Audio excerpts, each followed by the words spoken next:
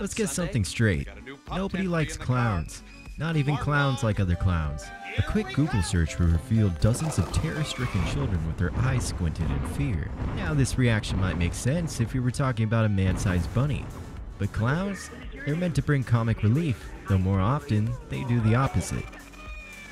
Instead, they incur fear. What's the matter? One balloon, not enough. Sire! A feeling we've been primed for by countless horror films. You might already have an idea where I'm going with this, but this isn't the typical clown we've come to know. No, this man or monster may just be the most vicious slasher from the annals of horror history. I'm talking about the Terrifier.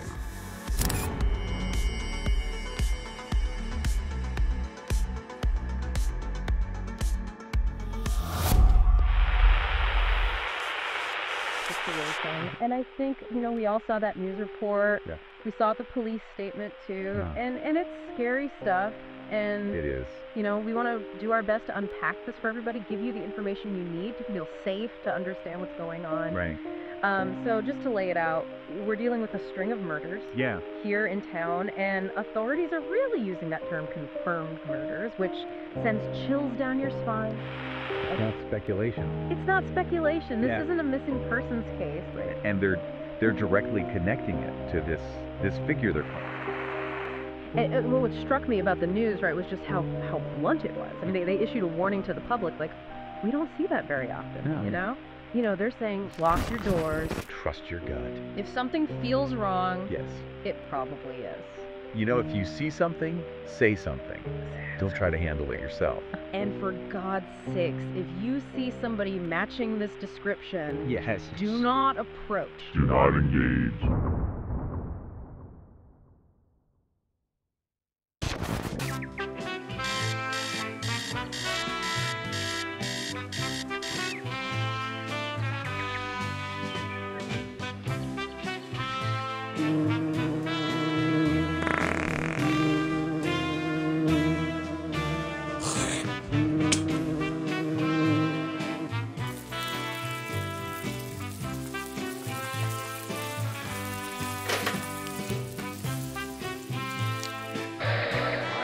NPR News in Washington.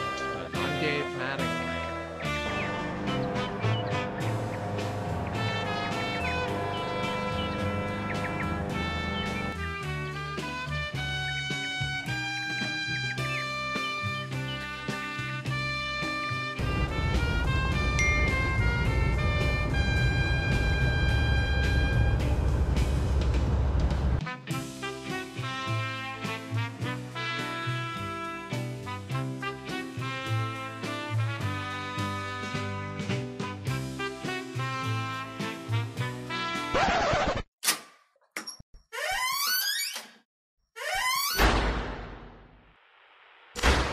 Welcome back to the program. If you're just tuning in, I'm sitting here live with the sole survivor of the Miles County Massacre, which occurred exactly 1 year ago today. I've worked on the show for many years, and I've never sat across from someone who has a story to tell quite like yours. Thank you again for taking the time to sit down and speak with me. It's my pleasure.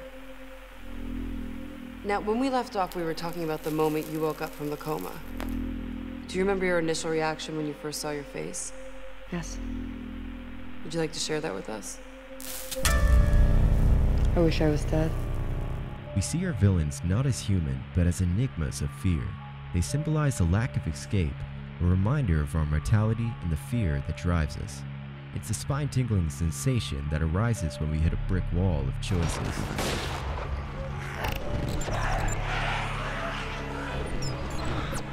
Lori, Carl, I'm sorry. We often think of slashers as formulaic movies, nothing more than a countdown of bodies and plots falling into familiar patterns. Yet, even with this familiarity, the unknown persists.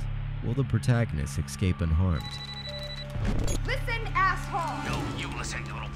Will the killer's devious plans be foiled? I want to play a game. It's a fight-or-flight ultimatum, a decision between life or death. They never return.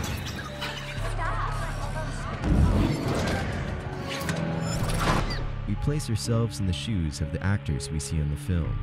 imagining how we would handle these scenarios, amplifying our feelings of fear and dread.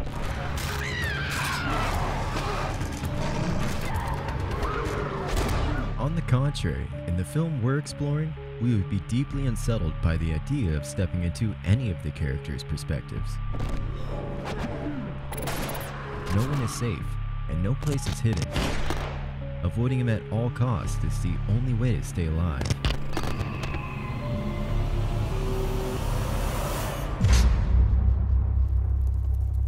It's story time, children. Take a seat by the fire, and let me tell you a story of a B-grade horror movie that became a little bit more than it was supposed to be. It's a film that was written, produced, and directed by the same man, Damien Leone, not forgetting Phil Falcone and George Stauber, who co-produced the film with him.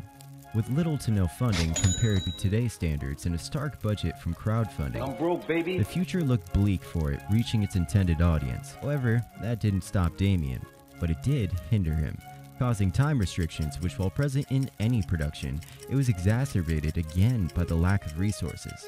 While being so limited, they still managed to accomplish the impossible, with the film raking in over 400,000 smackaroonies in box office revenue. That's a whole lot of chicken tendies. In fact, it's approximately a 825% gain. In my book, we call that a victory. However, the audience differed, with the movie receiving sharp criticism, but also praise for its ability to convey all-out gore with the use of practical effects and cutaways. It had scenes with practical effects comparable to the movie Day of the Dead back in 1985. The sheer grotesque nature of it all would make Tom Savini shed a tear to his eye. The 80s decade was upon me, and that was the splatter decade. That was when I was the king of gore, the wizard of gore. In fact, multiple homages would be made to Tom Savini's work throughout the Terrifier series. A powerful example how one's efforts can inspire and perpetuate creativity across generations to come. That's all I needed. That's all I needed for him to do that, and it became personal with me.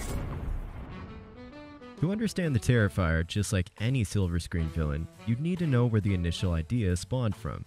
And in this case, it was Damien's prior film, The Ninth Circle, which is actually just a short film and unavailable to be seen anywhere reputable unless one has a physical copy.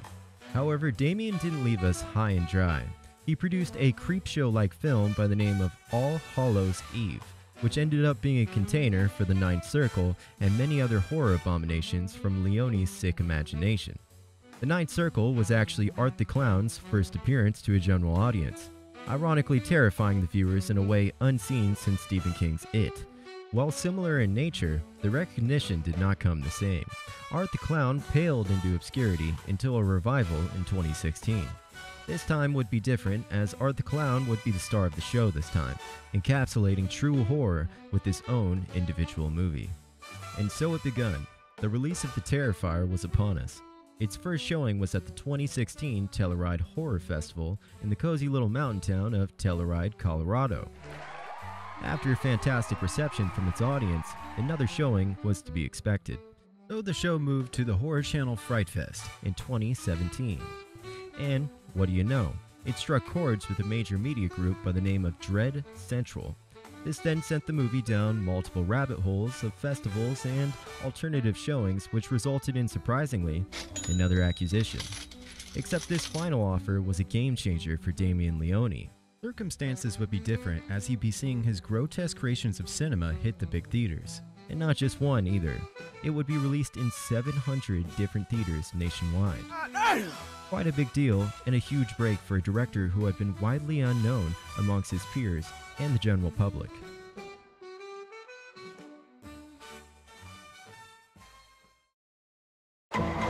Judgment Day. It was opening night, and as stated previously, the movie made off with more than enough capital to provide a sequel. People packed the theaters and readied their pupils for all-out terror. Eyes were peered and hands were clenched when the curtains dropped. While lacking story, the sheer psychopathic shenanigans of art were captured in entirety without a word being said. The actor David Howard Thornton portrayed a monster with extreme brutality, bringing his theater skills of physical comedy to life. a role that was supposed to be Mike Gianelli, who played Art previously in All Hallows Eve. He walked away last minute, however, in a dramatic twist, making David Thornton's performance nothing short of a miracle.